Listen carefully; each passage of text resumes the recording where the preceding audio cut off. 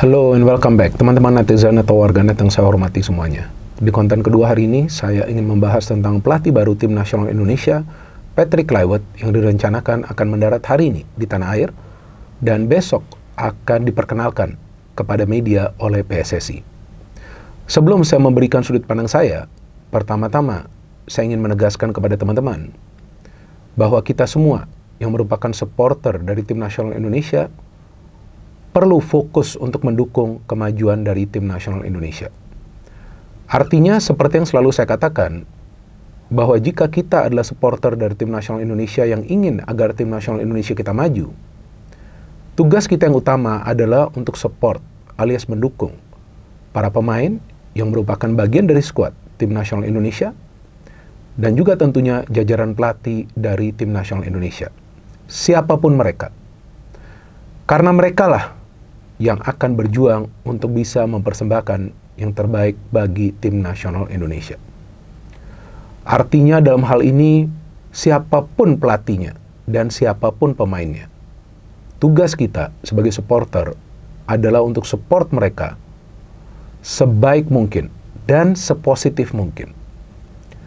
Selain itu juga, saya ingin menyarankan kepada teman-teman agar juga kita fokus ke depan. Karena memang pelatih akan keluar dan masuk, para pemain juga akan keluar dan masuk. Tetapi, supporter harus selalu berada untuk mendukung tim yang sedang berjuang agar mencapai targetnya. Dan kita semua punya harapan dan juga tentunya mimpi agar Tim Nasional Indonesia kita bisa lolos ke Piala Dunia tahun 2026. Artinya sekarang yang perlu kita lakukan adalah fokus dan juga berpikir bagaimana caranya agar kita bisa memberikan dukungan kepada para pemain dan juga pelatih baru yang akan datang ke Indonesia. Jadi jangan dong kita sebagai supporter kita langsung menolak sosok yang akan datang untuk memajukan Tim Nasional Indonesia kita. Karena jelas Patrick Kluivert mengatakan bahwa dia punya ambisi dan juga keinginan untuk membawa Tim Nasional Indonesia lolos ke Piala Dunia tahun 2026. Dan kita tahu pergantian pelatih ini adalah agar Tim Nasional kita lebih baik. Ya tentunya yang sekarang kita tunggu adalah hasil dan prestasi.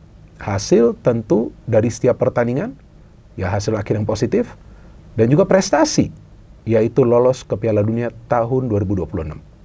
Karena sekarang kita semua tahu Tim Nasional Indonesia kita berada dalam jalur yang benar. Tim Nasional Indonesia kita berada dalam pertengahan jalan untuk lolos ke Piala Dunia tahun 2026. Jika kita sebagai supporter berpikir negatif dan kita kemudian mengganggu pelatih baru ini dari tugasnya, apalagi kemudian jika ada di antara teman-teman yang berpikir negatif dan berharap Tim Nasional Indonesia kalah, berarti kalian bukanlah supporter dari Tim Nasional Indonesia. Saya mengatakan semua ini dari lubuk hati saya ya. Kalau Bung Binder ini tidak bisa disetir oleh siapapun. Ini saya mengatakan dari lubuk hati saya karena saya support Tim Nasional Indonesia sudah lama sekali. Sudah lama sekali lah. Gak perlu saya sebut sejak tahun berapa. Sudah lama. Jadi saya ingin pada saat sekarang timnas kita lagi bagus. Nah ini dipertahankan progresnya. Dan kita wajar jika ragu tentang kemampuan dari Patrick Kluivert karena CV-nya juga sudah kelihatan di mana dia lebih banyak menjadi asisten pelatih. Pada saat dia menjadi pelatih pun ya biasa-biasa saja dan itu juga bukan tim yang besar.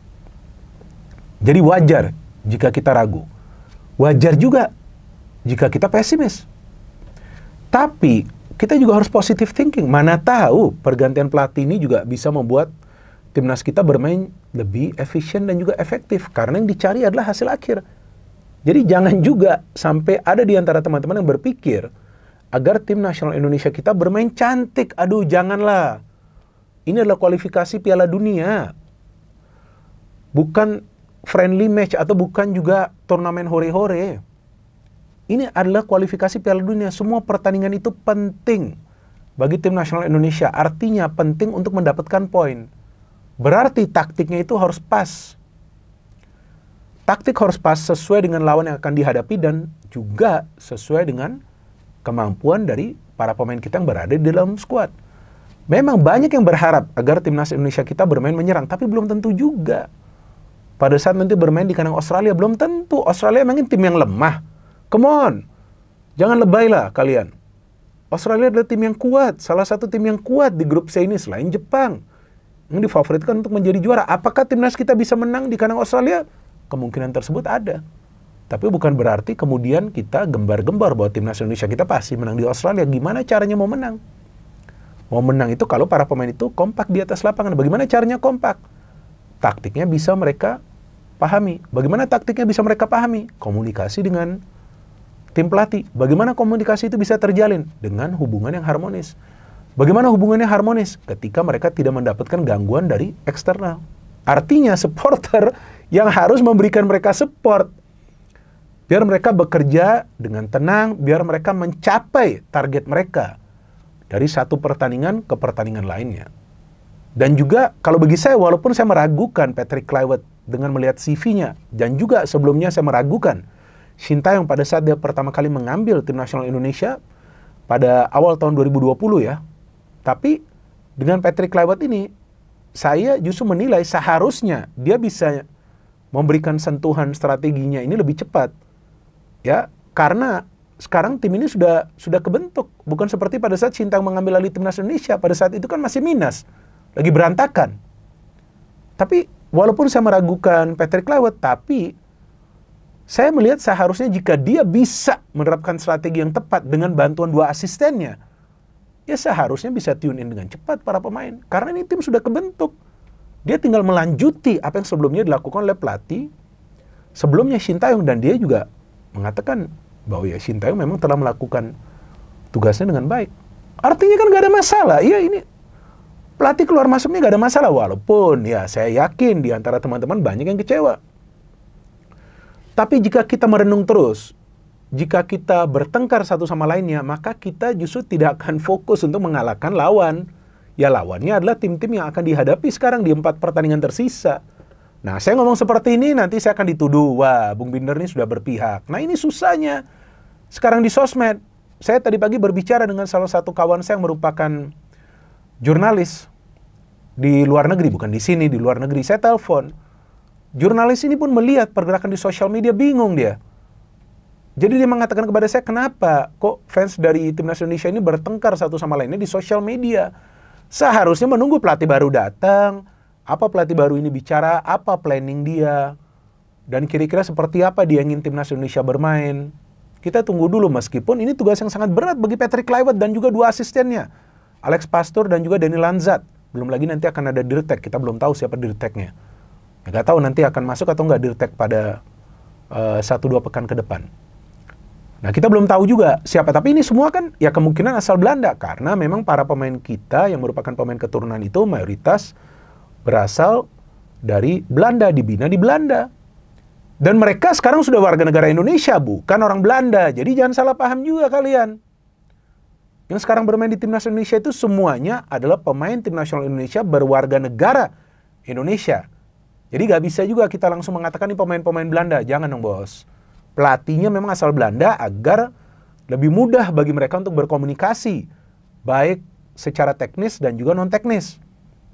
Agar yang diharapkan para pemain tidak punya lagi kesulitan dalam mempraktekkan strategi atau taktik dari sang pelatih. Yang dalam hal ini sebetulnya adalah legenda dari Belanda yang pernah bermain di Piala Eropa, bahkan kalau nggak salah pernah menjadi top skor di Piala Eropa dan juga pernah bermain di Piala Dunia. Lupa dia top skor atau enggak tuh pada saat itu di Piala Dunia. Pernah bermain di Barcelona, Milan, dan juga Ajax. Jadi yang dilihat nih sosok dari Kluivert, tapi kalau menurut saya otak sebenarnya ini di dua asisten, Alex Pastoor dan juga Dani Lanzat. Dan yang saya mengikuti cara berlatih dari Alex Pastoor, dia juga biasanya memakai formasi 3-4-1-2 atau 3-4-3, sama. Gak beda jauh dari Sintayong, sama. Ya karena ini adalah cara untuk bisa membuat serangan lebih efektif dengan lebih banyak pemain yang terlibat pada saat menyerang. Tapi pada saat defense akan ada 3 center back dibantu oleh 2 wing back. Dan ini strategi juga yang dipakai oleh tim nasional Belanda pada Piala Dunia lalu bersama Louis van Gaal. Ini kan Patrick Kluivert ini kan didikannya dari Louis van Gaal, mendapatkan banyak ilmu dia dari Louis van Gaal pada saat Piala Dunia, pada saat dia menjadi asisten pelatih. Jadi kurang lebih ya formasinya akan sama, tapi cara bermainnya sudah pasti beda. Ya kan? Karena kan kita punya banyak pemain skillful, yang sebetulnya standar pemainnya nih sudah jauh lebih baik. Dan nanti kita tunggu apakah para pemain kita yang bermain di kompetisi domestik atau yang sebelumnya dibina di kompetisi domestik bisa atau enggak bersaing untuk mendapatkan tempat. Dan saya harapkan Patrick Kluivert ini tegas juga. Jangan lembek kepada para pemain. Harus tegas, harus membuat pilihannya secara tegas. Jadi pemain yang harus mengikuti pelatih, jangan pelatih yang mengikuti pemain nanti. Nah, ini juga salah satu faktor yang harus dia pahami. Dan kemudian dia juga harus siap dengan pressure yang akan dia dapat dari supporter. Dan juga tentunya harapan dan mimpi kita agar dia memberikan hasil. Dan saya yakin lah, dia juga tahu bahwa dia dikontrak untuk memberikan hasil. Bukan untuk lagi menjalankan proses. Saya yakin dia sudah tahu, bahkan di salah satu interview dia juga sudah mengatakan bahwa ambisi dia adalah untuk membawa Indonesia ke Piala Dunia tahun 2026. Artinya bukan untuk hanya coba untuk mendapatkan pengalaman, enggak. Jadi dia juga bawa misi dan ya saya pikir dia berani juga sih menerima tantangan ini, karena ini adalah tantangan yang berat bagi dia. Tapi yang mungkin juga karena dia paham ada 2 asistennya yang akan membantu dia. Jadi kita tunggu nanti kedatangan dia, apa yang kira-kira planning dari Patrick Kluivert. Tapi untuk saat ini kita cooling down saja. Kita gak perlu banyak bacot lah soal Shin Tae-yong. Kita gak perlu juga banyak bacot soal Patrick Kluivert dengan hal-hal yang negatif ya. Kalau kita berpikir hal-hal yang negatif, apa yang kita harapkan dari tim nasional Indonesia kita? Agar hancur. Gak boleh dong kalian seperti itu.